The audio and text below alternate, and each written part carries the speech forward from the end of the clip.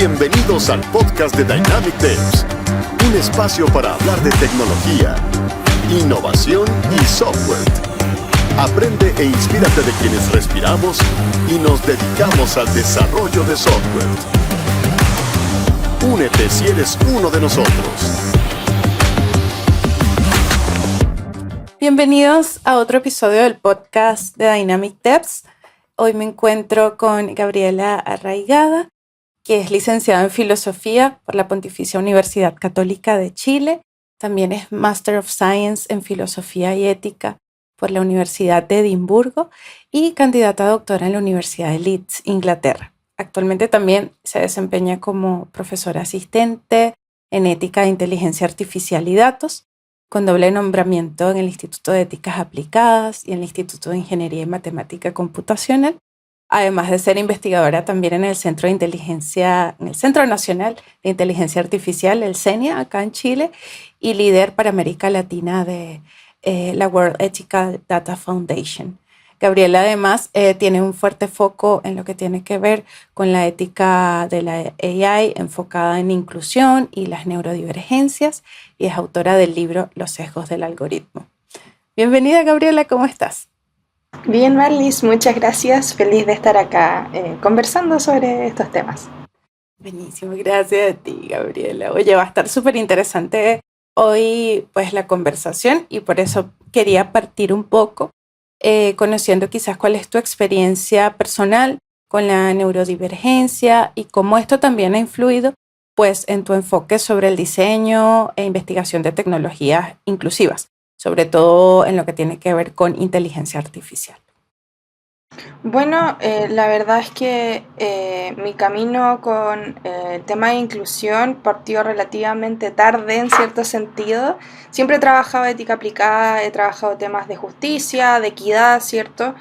Pero en estos casos la perspectiva es un poco diferente, ¿ya? Cuando yo terminé de estudiar mi magíster en Edimburgo, me empecé a encontrar con este tema muy incipiente, año 2017. Ya habían empezado a salir recién ideas sobre ética e inteligencia artificial, entonces era un campo muy interesante. Y empecé a estudiarlo sistemáticamente, empecé a trabajarlo también para mi tesis de doctorado, es a lo que me dedico ahora. Pero en ese mismo proceso y en ese camino, yo por fin, después de muchos años buscándolo, fuera de Chile de hecho, estando en Inglaterra, pude obtener mi diagnóstico de autista. ¿Ya? El diagnóstico oficial ahora en Chile también lo tengo mi credencial de discapacidad, y para todos quienes comparten la experiencia de ser diagnosticado de adulto, que es algo muy común ahora, no porque mucha gente dice no, antes no existían tanto, sí existíamos, solo que no teníamos el apoyo quizás clínico de poder tener ese diagnóstico. Y eso te cambia mucho la perspectiva, y yo creo que ha sido un proceso muy bonito, muy intenso, porque te cambia el mundo de la noche a la mañana, todo te empieza a hacer sentido, al mismo tiempo sientes muchas frustraciones, es un proceso bastante difícil en un sentido emocional, psicológico, pero el estar pasando por eso también influenció mucho mi investigación, ¿ya? Precisamente porque yo muchas veces veía que la gente hablaba de esta idea de tener algoritmos éticos, de tener inteligencia artificial ética, y al final reducían todo a métricas, reducían todo a números, reducían todo a cuestiones que, si bien son necesarias, es solo una parte de lo que significa la verdadera inclusión o la verdadera como diseño ético en inteligencia artificial. Entonces me empecé a enfocar mucho en eso, en cómo yo veía el mundo. Era una sensación de todas esas imaginación que yo uso para, de hecho, ahí mismo en el libro que tú mencionaste, yo hablo de cómo para mí el concepto de fairness, que es un concepto técnico en inteligencia artificial, que lo traducí en español como justicia, pero básicamente es un concepto que cuando yo lo veía en otros investigadores, en lo mainstream, ¿cierto? En lo que la llevaba en temas de investigación, era una cosa fría, redonda, como muy esa idea de tecnología que es como optimizar, ejecutar, medir. Y para mí justicia, fairness, equidad, tiene que ver con colores, con diversidad, con algo vivo. Y esas son las perspectivas que ahora yo creo que han ido alimentando mi investigación y desde esa perspectiva me encanta tener la oportunidad de poder reflejar cómo yo experimento el mundo con toda esta libertad y eso plasmarlo en algo más científico y más estructurado. Tal cual, sí, como un punto de vista más humano realmente, ¿no? Que fairness, obviamente, es un término que sin duda es muy difícil no asociarlo al comportamiento humano o a lo que vivimos como seres humanos en el día a día. Y precisamente allí te quería preguntar también, en el ámbito del diseño de nuevas tecnologías y que estas tecnologías sean accesibles para todo tipo de personas, ¿cuáles han sido esos principales desafíos que has visto en la creación de tecnologías enfocadas tanto para personas neurotípicas como neurodivergentes? Sí, yo creo que una de las grandes deficiencias, yo creo que ahora hay más conciencia, somos más personas trabajando en esto, difundiéndolo, pero siempre existe ese sesgo de que uno dice, oh, pero esto es tan evidente, y cuando uno después va a la industria, de repente voy a dar charlas o talleres, seminarios a otras partes, y es como, esto no se está discutiendo, y ahí uno se da cuenta también del valor que tiene lo que uno puede proponer. Y la verdad es que muchas veces yo me he encontrado con dos grandes quizás perfiles ya dentro del tema de inteligencia artificial. Personas que en su mayoría no logran integrar diseño inclusivo por desconocimiento, ¿ya? Y quienes simplemente no le ven el valor, ¿ya?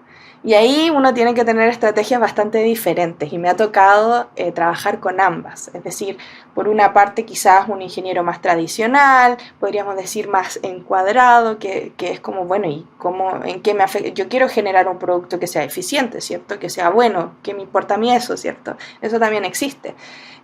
Y ahí hay que también hacer un trabajo extra que es como demostrar cómo principios éticos e inclusivos en un diseño pueden de hecho hacer una optimización en el proceso de desarrollo. O sea, en el fondo es un beneficio para ti porque incluso te va a ahorrar tiempo, van a haber menos errores, ¿cierto? Como desde la perspectiva bien estructurada.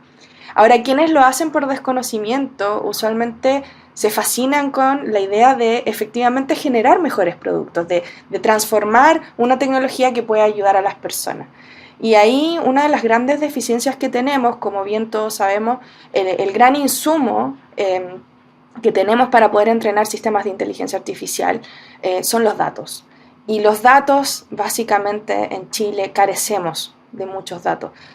Yo ahora estoy trabajando en un par de proyectos que tienen que ver con autismo e inteligencia artificial y una de las grandes barreras y uno de los grandes como puntos que nosotros tenemos es generar datos. No tenemos datos sobre población neurodivergente en Chile, no a un nivel granular que nos sirva para modelar una solución específica, porque no nos sirve de nada tomar datos que tengan en Japón, que tengan en Estados Unidos o en Inglaterra, donde tienen legislaciones para personas neurodivergentes más avanzadas. Lo mismo para personas con discapacidades, ya no solamente neurodivergencia, sino que discapacidades visuales, auditivas.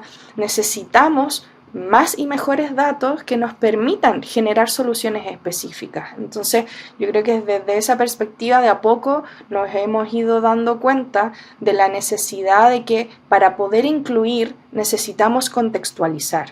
Y eso significa no solo tener buenos datos y un buen manejo y análisis de esos datos, sino que también una buena interpretación de esos datos. Entonces, muchos de los equipos que estoy armando ahora, maravillosamente somos todos neurodivergentes, sean ingenieros, analistas, filósofos, psicólogos, somos neurodivergentes y eso es potente. Yo creo que el gran mensaje que tenemos ahora en temas de cómo desarrollar inteligencia artificial tiene que ver con que siempre hablamos de que los equipos sean diversos.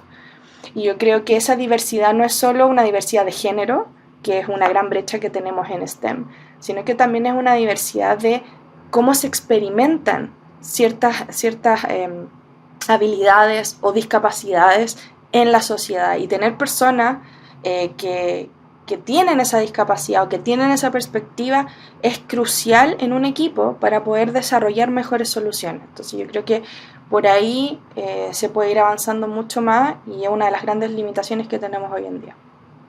Sí, yo diría también como poder contrarrestar un poco el tema de la desinformación. Hace poco nosotros dimos una charla para diferentes clientes en diferentes industrias de IA generativa y me sorprendió porque si bien muchos hicieron preguntas muy técnicas, hubo un cliente que nos preguntó, ¿cómo hacemos si hay alguien que entra a mi aplicación, que es una aplicación financiera y tiene autismo? Preguntó. Y claro, ahí todo el mundo en la sala se sorprendió con la pregunta, incluso nosotros, porque no teníamos forma de dar una respuesta concreta en ese momento, ¿no? Porque es como tú dices, requiere datos, todo un conocimiento, el contexto, todo, pero me llamó la atención que ya hay personas, ejecutivos que ya están pensando en estas cosas y eso me pareció súper bueno y súper interesante y como que me puso a mí también en una posición de wow, tengo que saber más de esto porque es verdad, ¿no? Todos somos súper distintos y no sé si estamos pensando realmente de la manera tan amplia como debemos pensar cuando creamos un producto digital, ¿no? Entonces es allí súper importante conocer eso. ¿Crees desde tu punto de vista que la IA pues esté contribuyendo también o como podría llegar a contribuir con la calidad de vida de las personas con discapacidades o neurodivergencias, sobre todo en el ámbito de la salud? Mira, yo creo que, bueno, hay varios estudios, es algo que ha ido descubriendo de a poco, pero por ejemplo ya tenemos excelentes resultados en cómo se está usando inteligencia artificial, en particular detección de ciertos movimientos, se hacen métricas para poder detectar formas o microgestos incluso en niños y niñas bastante jóvenes, estoy hablando de menores de 10 años, que ya nos permiten tener indicios de quizá algo que era muy difícil antes, ¿ya?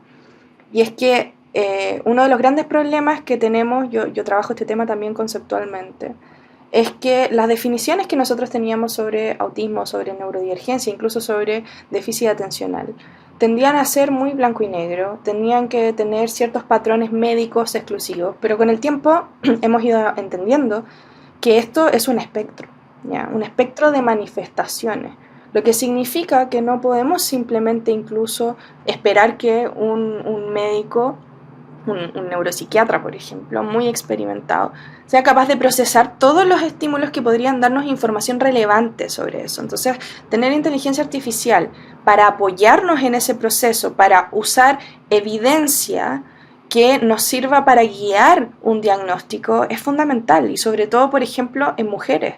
En mujeres somos quienes menos diagnósticos tenemos que sean tempranos, tenemos muchos diagnósticos tardíos, precisamente porque la manifestación de neurodivergencia es muy diferente en mujeres. Por cuestiones, se especula todavía porque no tenemos evidencia concreta o suficiente, pero por cuestiones hormonales, por cuestiones sociales, por cuestiones incluso químicas, cerebrales, ¿cierto?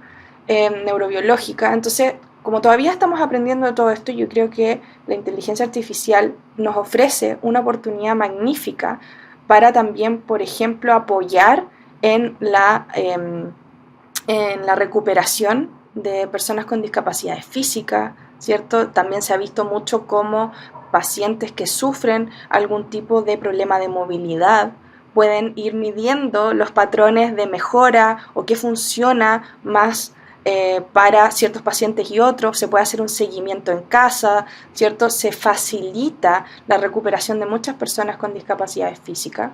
Y también podemos ver como asistentes, ¿cierto? Cómo la tecnología ahora permite que personas que están parapléjicas, personas que sean sordas, que sean ciegas, tienen la capacidad de comunicarse mucho más con su entorno, entender mejor su entorno. Podemos ver cómo desde el celular incluso podemos escanear una pieza que quizás una persona ciega jamás ha entrado en su vida y le da alertas, le permite moverse con mayor facilidad. Entonces yo creo que no me cabe duda que esta tecnología viene para, a mí siempre me da risa, viene como para solucionar muchos de los problemas que nosotros tenemos, pero yo creo que también, y aquí soy un poco crítica, mucha gente dice, bueno, es que la inteligencia artificial, a todos le metemos inteligencia artificial. Sí, es cierto, no es necesario usar inteligencia artificial para todo. De hecho, en muchos de los casos podemos solucionarlo con algo bastante más simple que algo tan caro y costoso en muchos sentidos como un sistema de inteligencia artificial. Sin embargo, yo creo que estas tecnologías, ¿cierto?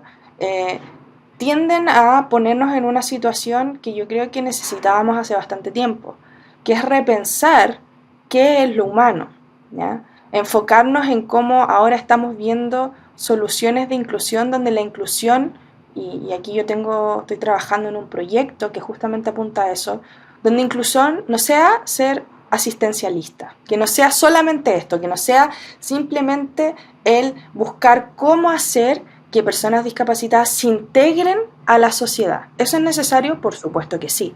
¿Es una brecha que tenemos? Claro que sí. Pero también lo contrario, también es enseñarle a la sociedad que no vive con una discapacidad qué es vivir con una discapacidad. Cómo la inteligencia artificial nos puede servir para generar conciencia, para educar sobre estas limitaciones, para generar alertas, para recibir apoyos.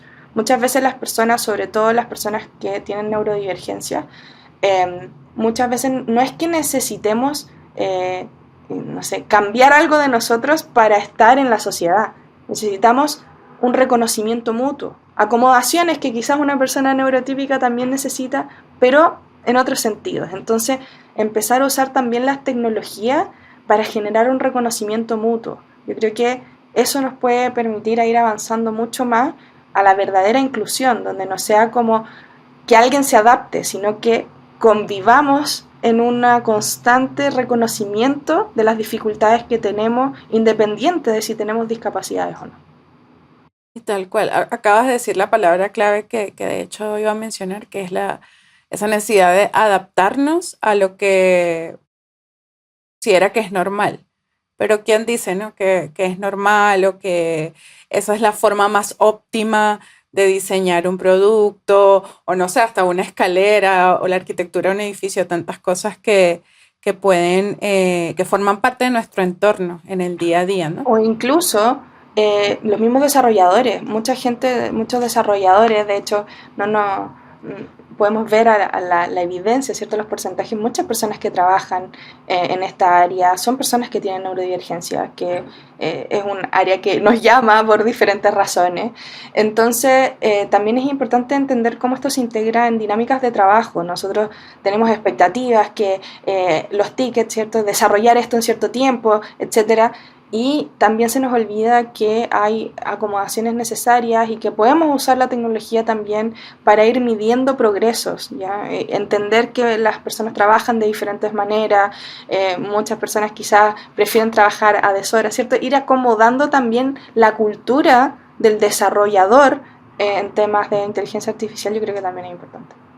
Toda esa experiencia, de hecho, estaba leyendo que así como tú misma mencionabas que en una de tus investigaciones la mayor parte de tu equipo está en el espectro, las empresas estaba viendo también que en algunos países después están incorporando conscientemente personal neurodiverso para que puedan aportar todo este conocimiento personal que es tan valioso para reconocer patrones de comportamiento, aportar datos, que era lo que mencionabas al principio que hace mucha falta. Pero siento que aquí en Latinoamérica estamos en una etapa donde es muy difícil quizás reconocer y hacer ampliar las experiencias disponibles, ¿no? Para los empleados. ¿Cómo podríamos educar a las empresas como para seguir potenciando estas oportunidades?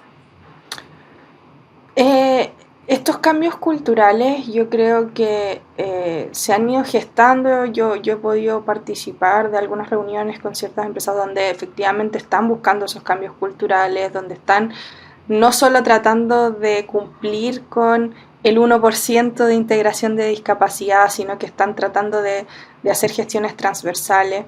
Esto es muy costoso, ya es costoso porque hay que entrenar a las personas, hay que muchas veces modificar el entorno físico, hay que cambiar las políticas de trabajo, etc.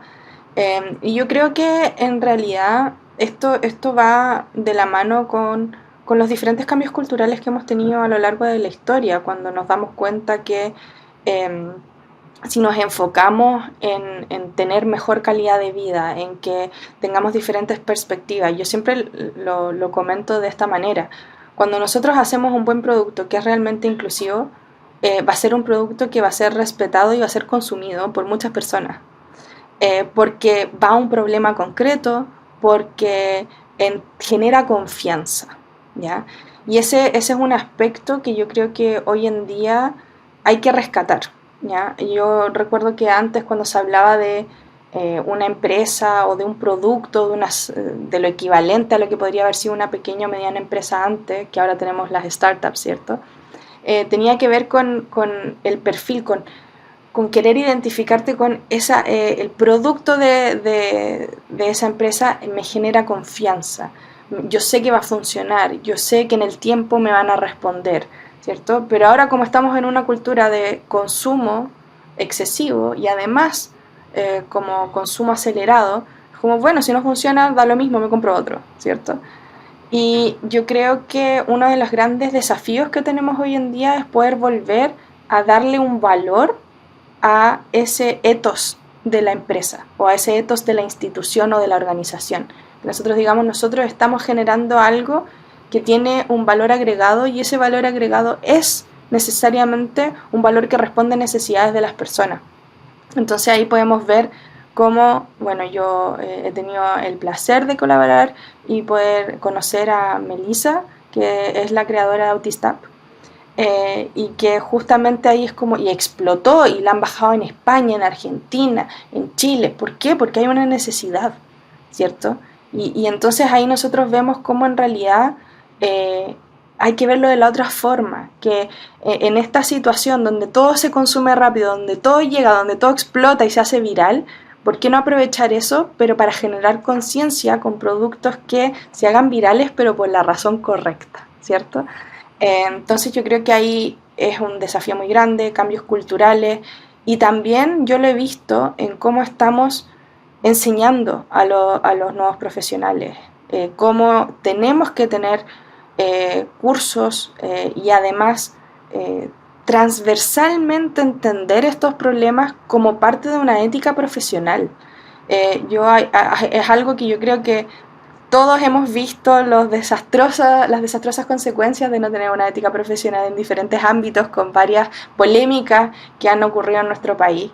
Y yo creo que también es una oportunidad de volver a retomar eso, de institucionalizar el sentido ético de las profesiones. Y esto es aún más desafiante cuando hablamos en contextos de inteligencia artificial. Porque a diferencia de, no sé, un ingeniero tradicional, un médico, un arquitecto, en inteligencia artificial habemos muchísimas personas que tenemos profesiones completamente diferentes, que venimos de diferentes mundos. Entonces vamos a tener que generar culturas, más allá de esa ética profesional, y hablar de cómo esa cultura es la que finalmente nos puede generar mejores productos. Tal cual, y esa cultura precisamente se conforma, como tú mencionas, con diferentes profesionales, porque cuando hablamos de IA, bueno, ya, es el data scientist, ¿sabes? El profesional de la IA. Tú mencionas que en tu equipo también hay psicólogos, por ejemplo, una serie de personas que hacen que este trabajo sea mucho más colaborativo y abarque todas las áreas que debe abarcar, ¿no? Como por ejemplo el caso de la filosofía, que tú también estudiaste filosofía, que tiene que ver mucho con eso. Entonces, yéndonos un poco más al trabajo que has hecho relacionado a los sesgos, quizás cómo podemos garantizar de alguna manera que estas nuevas tecnologías o estos nuevos productos que estamos desarrollando con base en IA no perpetúen ciertos estigmas o sesgos que pueden estar ya implantados en la sociedad. Bueno, mi trabajo básicamente se ha basado en desmitificar los sesgos y partir de la idea de que se ha hecho mucho daño, creo yo, con esta idea de que hay que como deshacernos de los sesgos en términos de desarrollo, ¿cierto? ¿Por qué? Porque eso lo que nos dice es como eliminar, eliminar, eliminar. Veo un sesgo, lo elimino.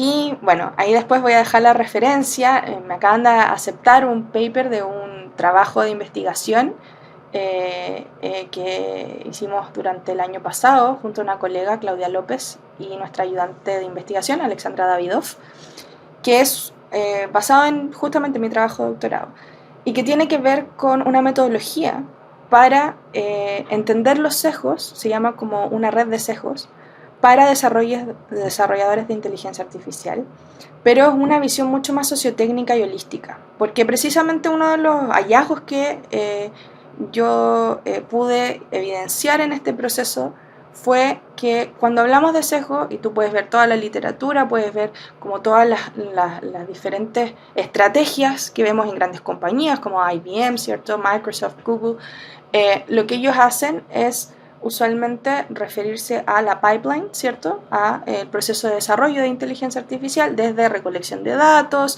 etiquetamiento, entrenamiento del modelo, ¿cierto? Testeo, etcétera, hasta la implementación. Y lo que nosotros vemos es decir, bueno, acá hay un sesgo, ¿cierto? Puede ser un sesgo de agregación, de gamificación, pueden haber sesgos, no sé, que vienen de la sociedad y se traspasan a los datos, pueden haber sesgos en el entrenamiento del modelo.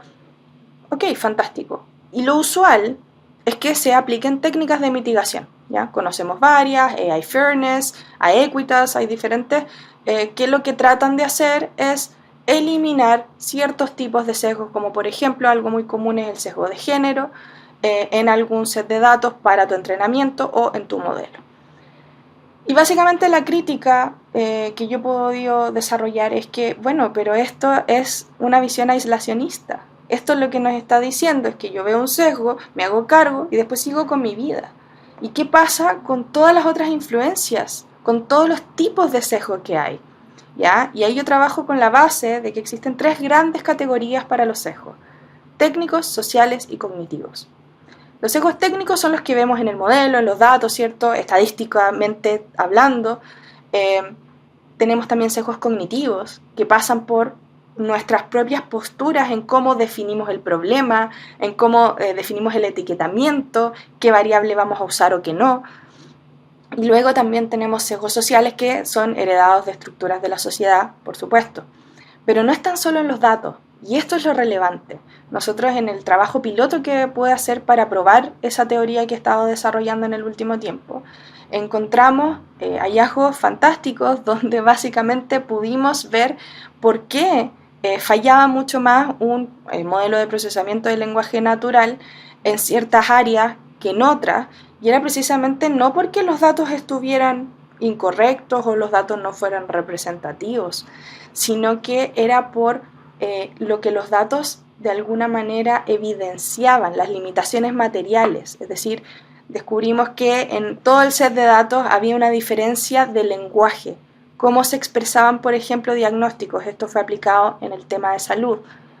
Y ese lenguaje hacía una diferencia sustancial porque quienes escribían ciertos diagnósticos eran los médicos tratantes y en otros casos eran enfermeras o matronas.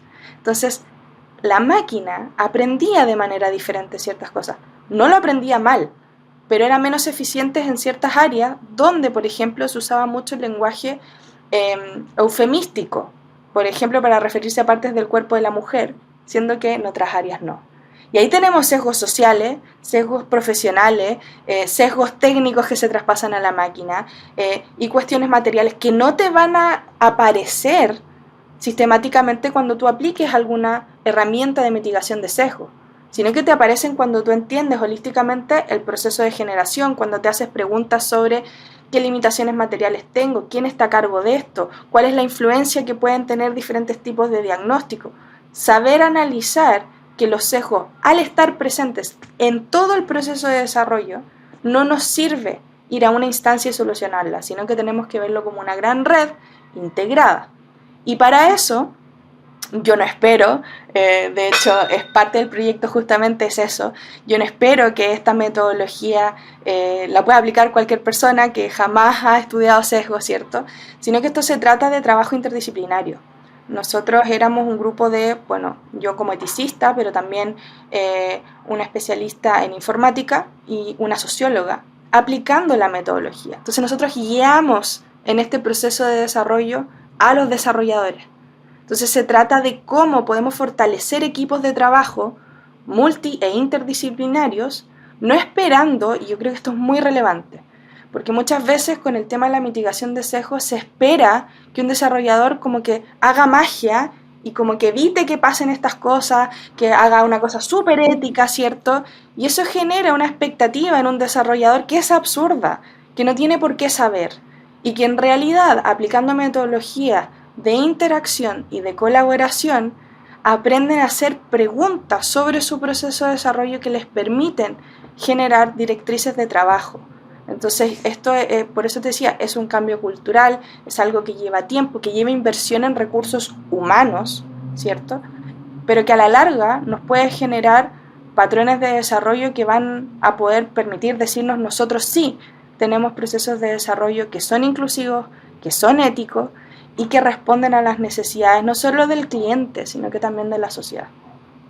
Tal cual, y quizás especialmente en ámbitos como la salud, el sector público, donde estos temas también son clave, ¿no? De hecho, importante lo que mencionas de que un equipo de inteligencia artificial no puede estar solo conformado por los desarrolladores, líder técnico, sino como personas que puedan aportar ese conocimiento holístico del conocimiento de la sociedad, de la mente, de tantas cosas que son tan importantes, ¿no?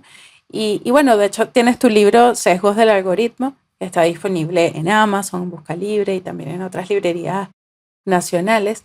Y te quería preguntar cómo fue el proceso de escribirlo. Mira, escribir ese libro fue bien entretenido, tengo que decirlo, en gran parte por bueno, la editorial La Pollera, quienes me contactaron para escribir este libro, en particular mi editor, Daniel Campuzano, y fue bonito porque fue escrito a través de una conversación, ¿ya? A diferencia de lo que uno hace en la academia, ¿cierto? En mi trabajo de investigación, donde me siento a escribir el paper, ¿cierto? Ahí horas editando. Esto eran grabaciones, eran conversaciones que después fueron transformadas a texto y editadas, por supuesto, por mí y por el equipo. Pero surgía de una manera diferente, era más natural, era un relato, y yo quería contar una historia. De hecho, en el mismo libro yo cuento sobre cómo yo he aprendido a entender estos problemas, algunas nociones clave que quizás puedan ayudar a personas a entender las dimensiones que tiene hablar de sesgos detrás del algoritmo y por qué sí necesitamos un diseño inclusivo y ético. Y hablo de diseño inclusivo y ético y no de inteligencia artificial ética, porque la máquina, el sistema no puede ser ético. Somos nosotros, nuestra responsabilidad poder tener control humano sobre las decisiones que tomamos al respecto.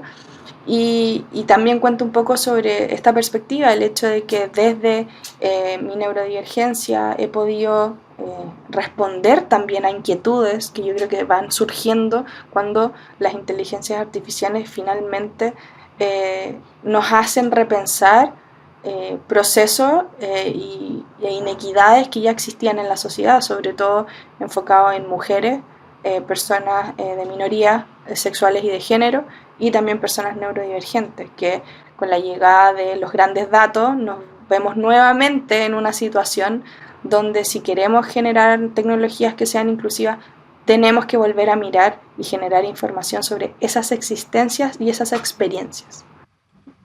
Sí. Gabriela, ya para ir cerrando, además de tu libro Sesgos del Algoritmo, ¿qué material le recomendarías quizás a los equipos de ingeniería de software, los equipos de desarrollo, para que puedan profundizar o formarse un poco más en el ámbito ético y social de la IA? Bueno, la verdad es que hay muchísimas recomendaciones. Montón, Te voy a mandar una lista ahí para que todos sí. y todas quienes estén interesados e interesadas. Yo creo que en general lean, diría yo, a personas no de su área, ¿cierto? No desarrollar, o sea, sí, léanlos, pero para expandir un poco la mente, para salir de esa caja en la que uno siempre suele estar. Hay libros fantásticos, como por ejemplo El feminismo de datos, ¿cierto?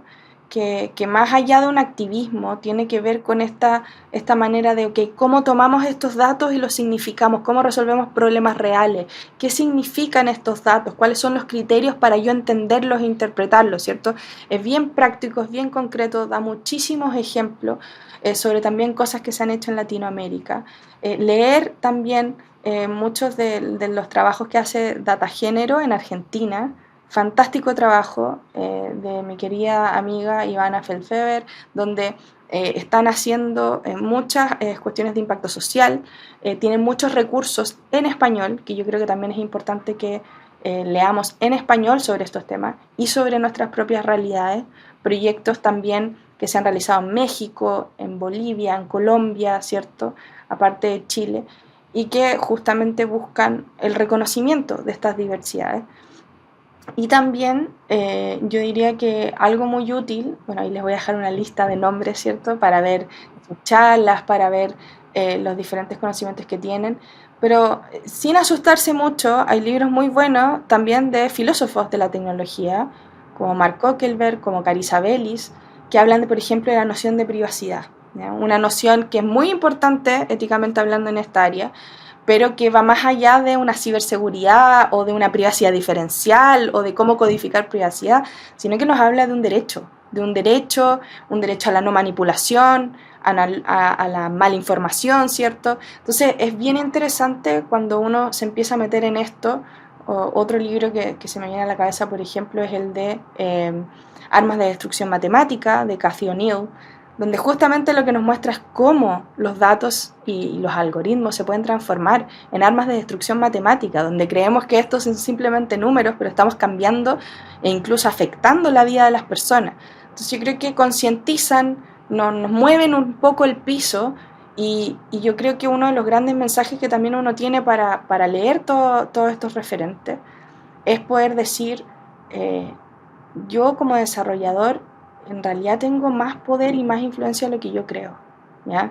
En cómo genero ese producto, en cómo estoy analizando los datos, y yo creo que no hay que restarle importancia a eso, que en realidad uno siempre asocia, bueno, la vida o la muerte con un médico, pero también hemos visto cómo hay casos reales, ¿cierto? Por ejemplo, lo que pasó en Holanda, donde se aplicó un algoritmo en el sistema público, donde se comenzó a solicitar erróneamente que se devolvieran platas de ayuda social, y mucha gente efectivamente murió porque cometió suicidio, ¿cierto? Por el estrés, y después, bueno, dijeron, esto en realidad estaba mal, pero el daño ya está hecho.